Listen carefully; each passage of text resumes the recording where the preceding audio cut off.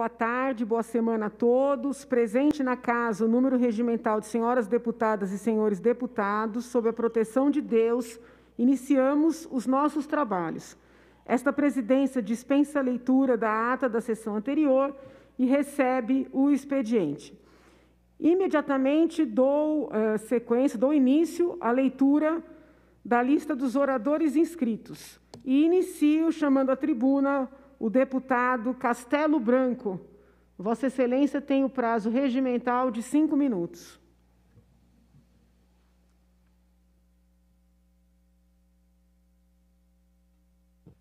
Pequeno expediente do dia 9 de novembro de 2020, segunda-feira.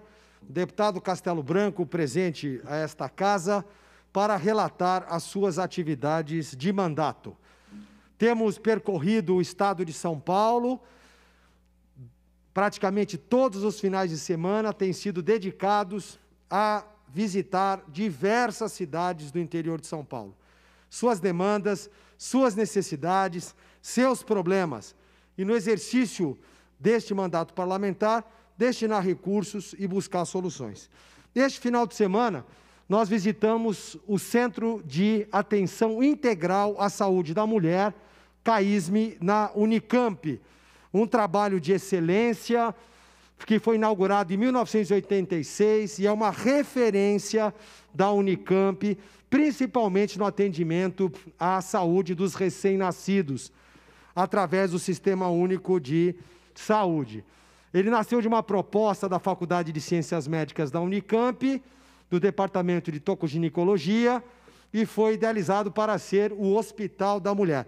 A gente tem lá o Dr. Pinotti como o grande mentor desse trabalho, entre outros grandes visionários. Dr. Pinotti, que além de secretário de Saúde, foi também deputado nesta casa. Muito bem. É um local muito bonito, que merece ser visitado. São realizados lá 100 mil atendimentos ambulatoriais por ano, de 15 a 20 cirurgias e mais de 1.000 exames por dia. E atende uma média de 250 partos e 7 mil consultas ambulatoriais por mês. O atendimento do CAISM engloba 42 municípios e quase 5 milhões de pessoas. É uma infraestrutura gigantesca, mas que já é pequena em função da grande demanda da região metropolitana de Campinas. Está aqui o doutor que nos recebeu, com uma explanação pormenorizada dos trabalhos técnicos lá realizados. A nossa equipe que esteve presente com relações institucionais, nosso especialista em projetos, nosso assessor jurídico, enfim. Nós passamos ali uma tarde muito intensa de trabalhos, conhecendo tudo o que é feito, principalmente o atendimento neonatal a prematuros, que é de excelência, que se não fosse por eles, nós teríamos um índice ainda maior de morte de bebês. Estamos nos planejando para enviar emenda parlamentar financeira impositiva, a fim de que eles equipem melhor esse atendimento de prematuros em estado grave. Está aí aqui uma dessas incubadoras, por exemplo, custa cerca de R$200 mil. Assim como um respirador específico para bebezinhos custa R$180 mil. Então, são equipamentos caros, alguns são importados, outros são feitos pela indústria nacional, mas customizados, e realmente o preço de mercado é alto, porque são equipamentos de altíssima tecnologia. Muito bem, então aqui temos mais uma visão dos equipamentos, enfim, foi muito bom e me fez muito bem. Nossos agradecimentos ao Dr. João Renato Benini Júnior, diretor associado do hospital, a senhora Fabiana Caselato, Relações Institucionais, e a Marina Silvestrin, Relações Institucionais.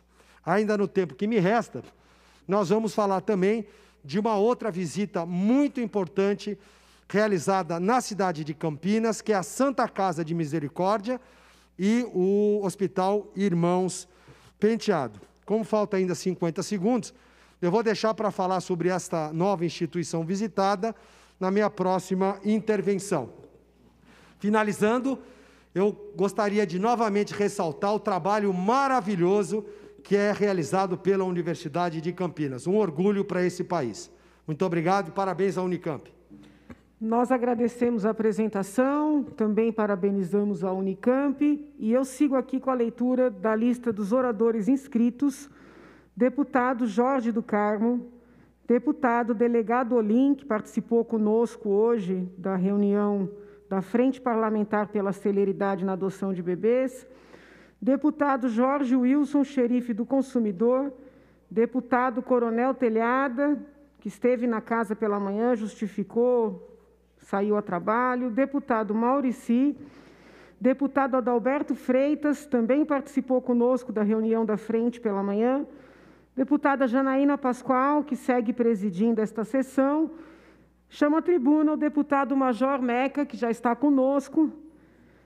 Vossa Excelência tem o prazo regimental de 5 minutos.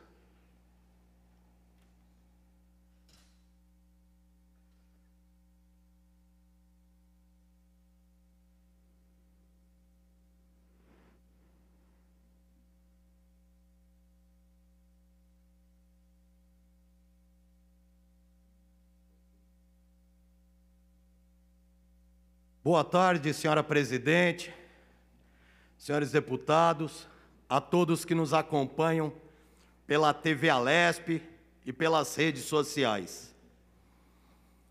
Esse final de semana, a Polícia do Estado de São Paulo enterrou mais 2 policiais vítimas de suicídio, um policial militar e um policial civil. Para que todos os senhores tenham conhecimento, por fonte do Fórum Nacional de Segurança Pública, o Estado de São Paulo lidera o ranking de policiais vítimas de suicídio no Brasil. É um cenário extremamente preocupante e muito triste. O ano passado, em 2019, no início do ano, nós realizamos um fórum de debates aqui na Assembleia Legislativa com especialistas da área de psicologia, de psiquiatria, para que nós pudéssemos reunir dados e sugestões técnicas para minimizar esse número dramático na polícia militar, na polícia civil, na polícia técnico-científica e na polícia penal. O fizemos, apresentamos à Secretaria de Segurança Pública e, infelizmente, nenhuma das medidas e propostas foram colocadas em prática. Eis um problema gravíssimo que nós temos e acompanhamos no Estado de São Paulo. A ausência de políticas de segurança pública, medidas práticas que atendam o cidadão de bem e, principalmente, os operadores de segurança pública, os policiais militares, os policiais civis que estão envolvidos diretamente no cuidado e no trato com a vida e a segurança do cidadão. Infelizmente, o governador João Dória, quando ele se pronuncia, falando que tem a polícia mais bem equipada, mais bem preparada, nós acompanhamos a realidade que nos mostra o contrário. Esse final de semana, no município de Porto Feliz, aqui próximo à capital, um preso por homicídio foi resgatado de dentro da delegacia de polícia. Até o presente momento não foi encontrado. Por conta da falta de efetivo e precariedade de armamento e materiais. Enquanto isso, nós acompanhamos o governador gastando o seu precioso tempo preocupado com a cor do batente das portas das delegacias. Um verdadeiro absurdo. Não bastasse todas as mentiras durante as suas promessas de campanha, as mentiras dentro dos quartéis e delegacias, nos compromissos assumidos com os policiais, nós temos que tratar, ao longo desse governo, com descaso, com a falta de humanidade.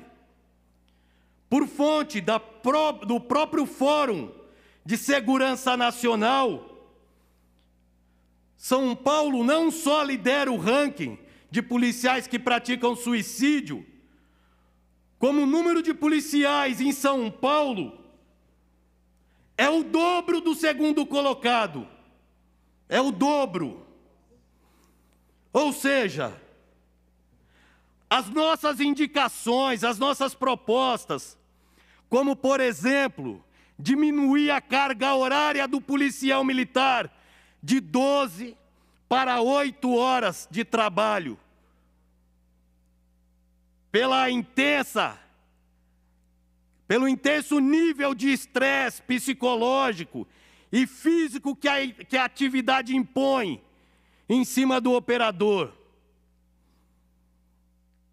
A Secretaria de Segurança Pública, o secretário de Segurança Pública, não dá ouvidos e não dá atenção às nossas propostas. Muito menos o governador do estado de São Paulo, João Agripino Dória. E isso, deputado Castelo Branco, é um ato criminoso, porque envolve vidas que estão sendo ceifadas, famílias ficando abandonadas. E nós acompanhamos isso, doutora Janaína, todos os dias, com familiares que entram em contato com o nosso gabinete, passando o abandono e as dificuldades que estão atravessando. Para concluir, senhora presidente, esse descaso, bem como inúmeros outros com o povo do estado de São Paulo, o estado que hoje é o epicentro de mortos por coronavírus, já estamos chegando próximo a 40 mil pessoas mortas em São Paulo por conta de medidas equivocadas. São Paulo exige explicações e responsabilização de quem está gerindo o nosso estado com descaso, falta de humanidade, levando as pessoas a perder a vida. Isso é muito sério, isso é muito grave. Agradeço, senhor deputado. Vossa Excelência tem razão. Falta efetivo na PM, falta efetivo na Civil, falta efetivo na Polícia Técnico-Científica. Espero que nós consigamos o acolhimento das emendas para poder chamar os aprovados em concursos, inclusive, já realizados. Vamos seguir na lista dos oradores inscritos. Próximo deputado, deputado Gil Diniz. E agora vou ingressar na lista suplementar. Deputado Douglas Garcia, deputado Frederico Dávila e deputado Castelo Branco novamente. Vossa Excelência tem o prazo regimental de 5 minutos.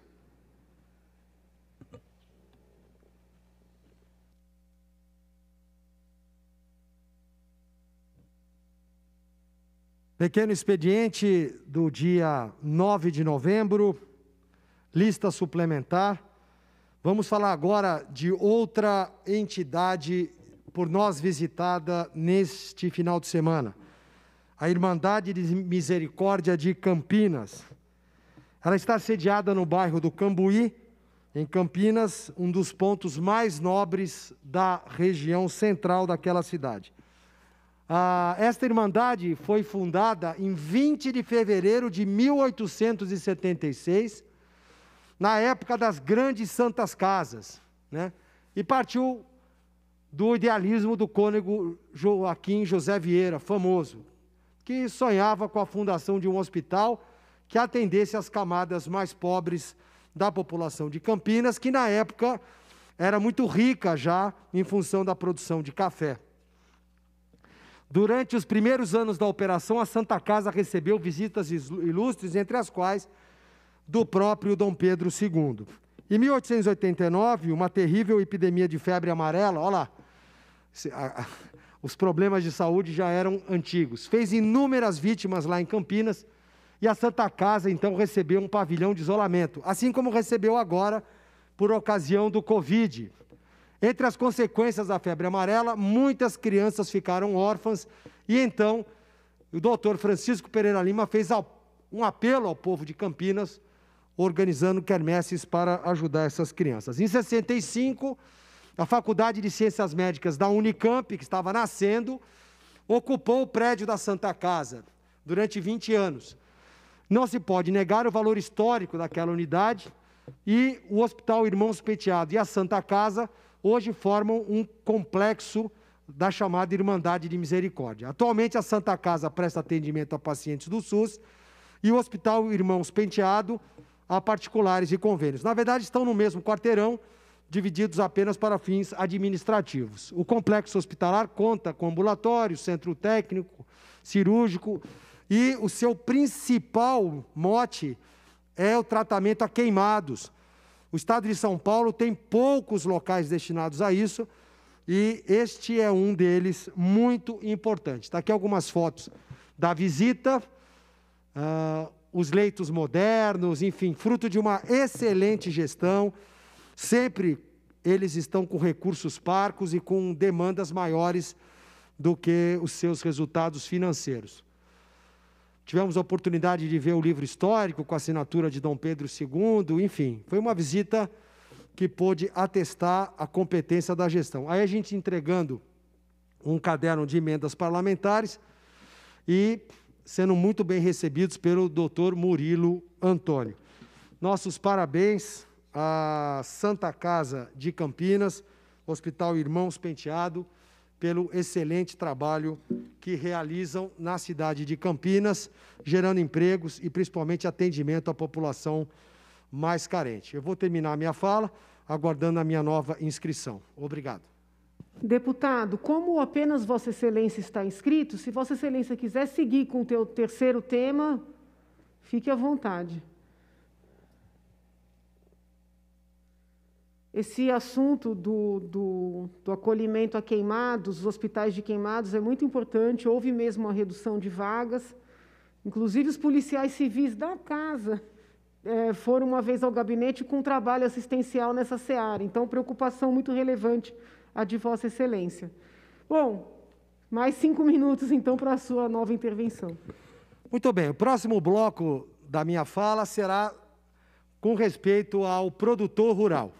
Foi um dos meus pilares durante a campanha, a promessa de proteger e defender e trabalhar pelo pequeno produtor rural, por aquela família que tira da terra o seu sustento. Porque meu bisavô foi produtor rural, eu tive parentes até pouco tempo que foram produtores rurais e eu mesmo tive essa experiência como pequeno produtor rural. É muito difícil, é muito duro, é desafiador viver do campo. E o que está acontecendo hoje no estado de São Paulo? É importante que vocês saibam. Primeiro, está havendo um desmonte das casas de agricultura. O atual governo não está valorizando o pequeno produtor rural, ele está valorizando apenas os grandes produtores, donos do grande agronegócio. É fato. 2, as prefeituras não estão interessadas mais nos produtores rurais, porque eles pagam pouco imposto. Elas estão interessadas em fazer condomínios, em lotear as terras dos seus avós, porque lá ele pode recolher mais IPTU. É fato. A especulação imobiliária do estado de São Paulo está comendo as terras daqueles que produziam. Eu só quero saber do que o estado de São Paulo vai comer, sobreviver daqui a alguns anos. E o terceiro problema é que as prefeituras não estão mais tendo a sua Secretaria de Agricultura, estão fechando.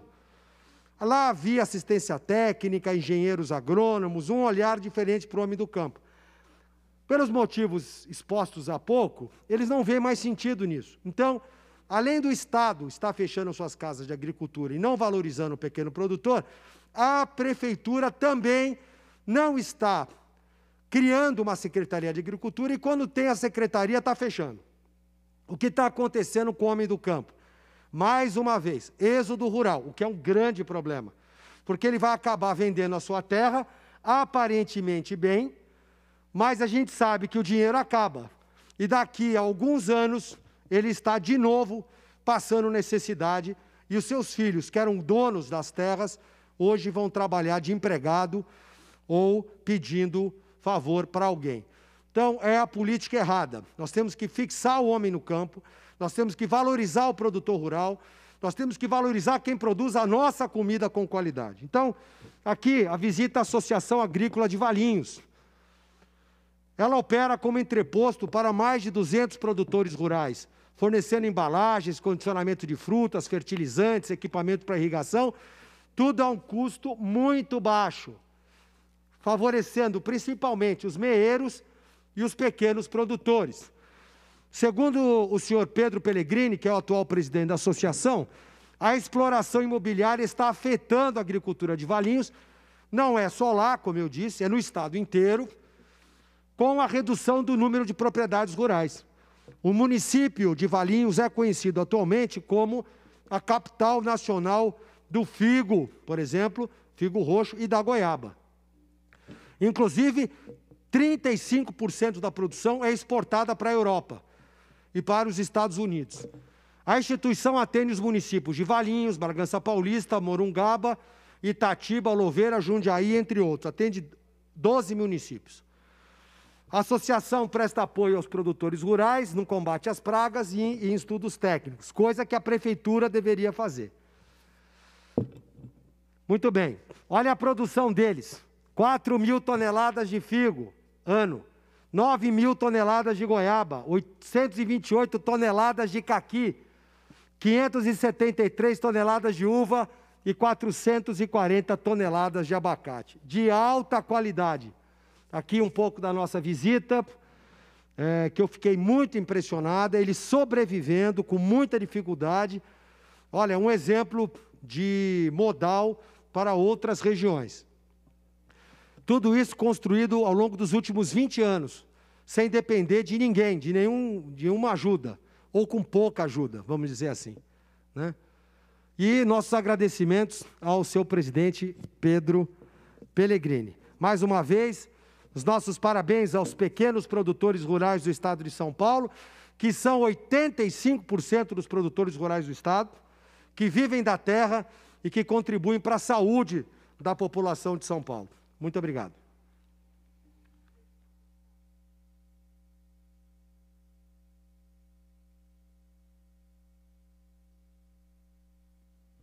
Deputado, na medida em que apenas Vossa Excelência está inscrito, eu imediatamente concedo mais 5 minutos para sua nova manifestação. Muito obrigado. Na sequência da lista suplementar do dia 9 de novembro, segunda-feira, nós vamos falar sobre outra entidade que muito me impressionou na região de Valinhos. É o Círculo de Amigos dos Patrulheiros. Olha, é uma entidade que existe desde 1962, nasceu na cidade de São Carlos. E o que era o patrulheiro? Ele visava capacitar, desde pequeno, crianças, adolescentes e jovens para o mercado de trabalho. Era muito bacana, ajudava aquela criança, geralmente menos favorecida, a se integrar na sociedade. Os patrulheirismos tiveram vários locais, mas essa, desde 70, está em Valinhos, sobrevivendo a duras penas, diga-se de passagem. Olha só os dados. São 500 jovens por ano que estão em situação vulnerável socialmente e que eles atendem não só essa criança, adolescente e jovem, mas principalmente a sua família. Aprendizagem, estágio de trabalho, capacitação profissional, acompanhamento psicológico. Isso é muito legal. Quem puder ir conhecer o trabalho deles, eu recomendo. Está aqui o prédio, muito bonito, muito bem manutenido. Nós somos muito bem recebidos pela equipe pedagógica, que mostrou toda essa história, os seus gráficos, a sua atuação, agora no Covid, também como todas, debilitada, mas seguindo em frente. E nós também, impressionados, vamos destinar emendas parlamentares para que eles possam ampliar o seu serviço, bem como estabelecer parcerias, porque ao visitar as demais regiões do Estado, a gente nota que tem locais que precisam de mão de obra capacitada e não tem. E, por outro, tem uma cidade que tem jovens sobrando, querendo se incluir. Se a gente fizer essa ponte, nós vamos fazer com que aquela pessoa que está capacitando, o jovem já saia de lá empregado. Aqui são as salas de aula, a entrega do caderno de briefing da Secretaria da Fazenda para receber emenda parlamentar impositiva. E, antes de mostrar, eles têm um trabalho muito legal de capacitação em digitalização, em ambiente virtual, capacitação para o pessoal que quer programador de software. Nossos agradecimentos ao Carlos Gustavo Parrilha e à pedagoga, professora Aline Cristina do Prado. Mais um exemplo a ser seguido na região ali da Grande Campinas, e vamos procurar destinar nossos recursos públicos para boas instituições que façam bom uso desse dinheiro. Muito obrigado. Não havendo mais oradores inscritos, eu solicito à presidência desta mesa que suspenda a sessão. Levantamento da sessão, por favor. Obrigada, senhor deputado. É regimental. Havendo acordo de lideranças, nós vamos levantar esta sessão, porém, antes, uma convocação. Senhoras deputadas e senhores deputados, esta presidência adita a ordem do dia com o projeto de lei 317 de 2019, vetado totalmente. E agora sim, havendo acordo de lideranças, antes de dar por encerrado os trabalhos, convoco vossas excelências para a sessão ordinária de amanhã, a hora regimental, com a mesma ordem do dia da última quinta-feira e os aditamentos já anunciados, especificamente este que eu acabo de ler. Muito obrigada a todos, uma excelente semana. Está levantada a presente sessão.